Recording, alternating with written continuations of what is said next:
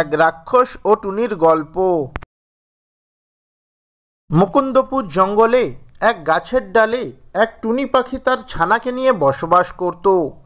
টুনি পাখি তার ছানাকে নিয়ে খুব সুখেই দিন কাটাচ্ছিল। হঠাৎ একদিন টুনির ছানা অনেক অসুস্থ হয়ে পড়ে। এরপর টুনি তার ছানাকে নিয়ে অনেক চিন্তায় পড়ে যায়। টুনি কি করবে বুঝতে না পেরে টুনি চলে যায় ঈগলের কাছে।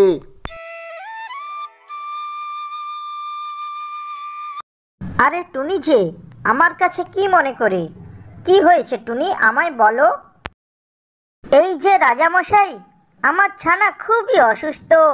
আমি তাকে অনেক কবিরাজ বৈদ্য দেখিয়েছি, কিন্তু আমার ছানা কিছুতেই ভালো হচ্ছে না। তুমি কি আমাকে এই বিষয়ে কোনো সাহায্য করতে পারবে? টুনি, আমায় ক্ষমা করো, এই বিষয়ে আমি তোমায় কোনো সাহায্য করতে পারবো না। আমায় তুমি ক্ষমা করো টুনি, আমি তোমায় এই বিষয়ে কোনো সাহায্য করতে পারবো না। টুনি, তুমি বরং আমাদের জঙ্গলে ওই যে বুড়ো শিয়াল থাকে, তুমি তার কাছে যাও, দেখবে সে তোমায় কোনো না কোনো রাস্তা ঠিকই বলে দেবে। ঠিক আছে মহারাজ, আমি তাহলে এখন আসছি। তোমাকে অনেক অনেক ধন্যবাদ। এরপর টুনি উড়ে চলে বনের ওই বুড়ো শিয়ালের কাছে। আরে আরে, আমার গুহায় যে নতুন অতিথি। আরে টুনি যে, তা কি মনে করে আজ আমার কাছে? শিয়াল মামা, আমার ছানার অনেক কঠিন অসুখ করেছে, অনেক বৈদ্য কবিরাজ দেখিয়েছি, কিন্তু কিছুতেই ও ভালো হচ্ছে না। তুমি কি আমায় এই বিষয়ে কোনো সাহায্য করতে পারবে? টুনি, আমার একটা উপায় জানা আছে, কিন্তু তুমি কি সেই কাজটা করতে পারবে? কি উপায় আছে আমায় বলো, আমি নিশ্চয়ই পারবো।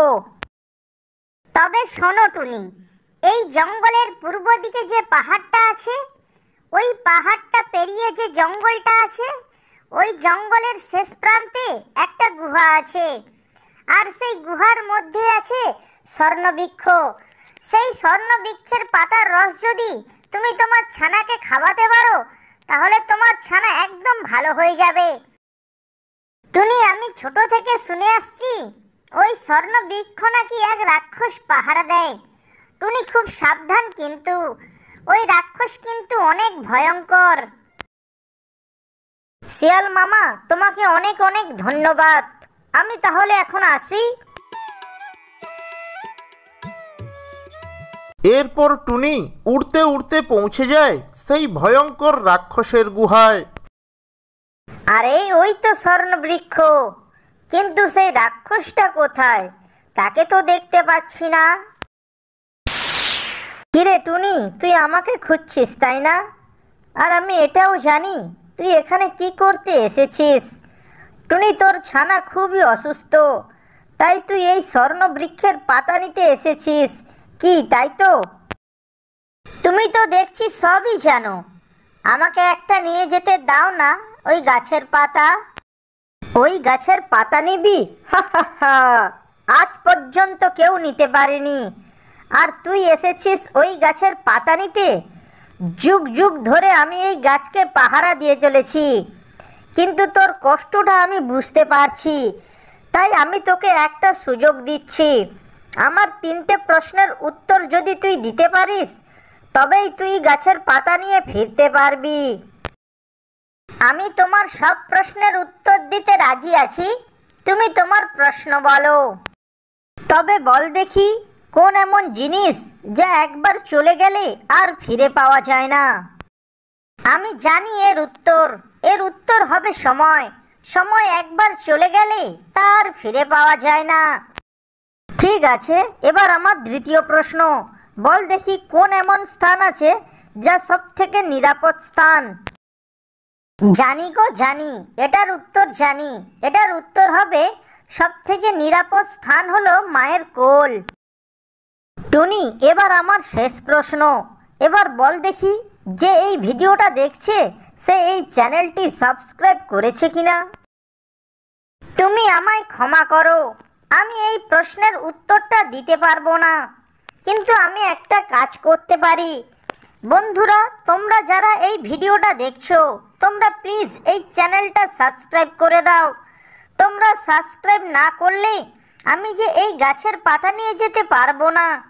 আমি পাতা না নিয়ে গেলে আমি আমার ছানাকেও সুস্থ করতে পারবো না। তাই তোমাদের বলছি, তোমরা দয়া করে এই চ্যানেলটি সাবস্ক্রাইব করে দাও। অতি উত্তম টুনি, তুই আমার প্রতিটা প্রশ্নের নির্ভুল উত্তর দিয়েছিস। এবার তুই এই স্বর্ণ বৃক্ষের পাতা নিয়ে যেতে পারিস। এই বলে সেই ভয়ঙ্কর রাক্ষস সেখান থেকে চলে যায়। এরপর টুনি সেই স্বর্ণ বৃক্ষের পাতা চিবিয়ে সেই পাতার রস মুখে নিয়ে তার বাসায় ফিরে যায়। বাসায় ফিরে টুনি সেই পাতার রস তার ছানাকে খাইয়ে দেয়। তার কিছুক্ষণ পর টুনির ছানা সুস্থ হয়ে যায়। ভিডিওটি যদি ভালো লেগে থাকে তাহলে ভিডিওটিতে একটি লাইক করে চ্যানেলটি সাবস্ক্রাইব করবেন। ধন্যবাদ। এই বলে ওই টুনির ভূতটি উড়ে উড়ে অন্য গাছের সন্ধান করতে লাগলো। উড়তে উড়তে ওই টুনির ভূতটি একটি বাড়ির উঠানে একটি নারকেল গাছ দেখতে পেল। ও বলতে লাগলো, আরে ওটা তো একটা নারকেল গাছ, কিন্তু গাছটা তো বাড়ির উঠানে, তাতে আমার বয়েই গেল। আমার কাজ হলো এই গাছটাতে থাকা আর নারকেল খাওয়া। তারপর ওই টুনির ভূতটি নারকেল গাছে বসবাস করতে লাগলো। ওই বাড়িতে টুনা ও তার ছোট্ট মেয়ে মুনি বাস করত। একদিন মুনি টুনাকে বলতে লাগলো, মা মা দেখো, আমাদের নারকেল গাছে কত নারকেল হয়েছে। এবারে আমাকে নারকেল নাড়ু বানিয়ে দিবে তো মা? গুড়ের যা দাম, কিভাবে নারকেল নাড়ু বানিয়ে দিব বল? দেখি আমার জমানো টাকা দিয়ে গুড় কেনা যায় কিনা। গুড় কিনতে পারলে তোকে অবশ্যই নাড়ু বানিয়ে দেব মুনিমা। মুনিমা, বাড়ির বাইরে বেশিক্ষণ থাকবি না। এই বলে টুনা বাসার ভেতর চলে গেল। মুনি ওখানে খেলছিল। ঠিক তখনই টুনির ভূতটি বলতে লাগলো, এই তো ছোট্ট মেয়েটা এখানে খেলছে, একেই একটু ভয় দেখাই। কতদিন কাউকে ভয় দেখাইনি, ভয় না দেখালে আমার ভালোই লাগে না। এই বলে টুনির ভূতটি মুনির উপর একটি ডাব ছুঁড়ে দেয়। ওরে বাবারে, মাথা ফেটে গেল রে। কি হলো রে মুনিমা, এইভাবে চিৎকার করছিস কেন? এই বলে টুনা বাসার বাইরে বেরিয়ে এলো। টুনাকে দেখে মুনি বলতে লাগলো, উপর থেকে কে যেন আমার মাথায় এই ডাবটা ছুঁড়ে মারলো মা। কি বলিস? চল চল ঘরে চল, তোকে এখানে আর থাকতে হবে না। এরপর টুনি ও মুনি বাসার ভেতরে চলে যায়। রাত্রিতে যখন ওরা ঘুমিয়ে পড়ে, ঠিক তখনই ওই টুনির ভূতটি ঘরের ছাদের উপর ডাব ছুঁড়তে থাকে। ডাব ছোঁড়ার শব্দে দুজনের ঘুম ভেঙে যায়। মুনি বলতে থাকে, মা মা, আমার না খুব ভয় করছে। তুই ভয় পাস না মুনি, আমি দেখে আসছি। এরপর টুনা বাসার বাইরে যায়। আরে এই ডাবগুলো কে ছুঁড়ে মারছে এত রাত্রিতে? আমার কিন্তু ব্যাপারটা সুবিধা লাগছে না। কাল সকালে একবার সাধু বাবার কাছে যাব। পরের দিন সকালে টুনা বলতে লাগলো, মুনিমা, তুই বাসায় থাক, বাসার বাইরে একেবারেই যাবি না। আমি একটু সাধু বাবার কাছে যাচ্ছি। এই বলে টুনা সাধু বাবার কাছে উড়ে গেল। ও সাধু বাবার কাছে গিয়ে বলতে লাগলো, সাধু বাবা, আপনি একটু আমার বাসায় চলুন না। আমার বাসায় সব অদ্ভুত অদ্ভুত ঘটনা ঘটছে। রাত্রিতে কেউ গাছ থেকে নারকেল পেড়ে ছুঁড়ে মারছে। আমাদের খুব ভয় লাগছে। আপনি চলুন না সাধু বাবা। ঠিক আছে, চল। এরপর ওই সাধু বাবাটি টুনার সঙ্গে তার বাসায় যায়। বাসায় গিয়ে সাধু বাবাটি যজ্ঞ শুরু করে। ও জানার চেষ্টা করে। সাধু বাবাটি বলতে লাগলো, আয়, কে আছিস আমার সামনে আয়। আমার সামনে এসে আমার সঙ্গে কথা বল। কিছুক্ষণ পর টুনির ভূতটি সাধু বাবার সামনে আসে। টুনির ভূতকে দেখে সাধু বাবাটি বলতে লাগলো, ও তুই তুই এখানে আছিস? তুই এখানে বাসা বেঁধেছিস? এর আগের বার তোর সঙ্গে আমি কি করেছিলাম তোর মনে আছে? তুই এখান থেকে যাবি কিনা বল। আমি এক্ষুনি এখান থেকে চলে যাচ্ছি। আপনি আমাকে মারবেন না। আপনি আমার সঙ্গে এমনটা করবেন না সাধু বাবা।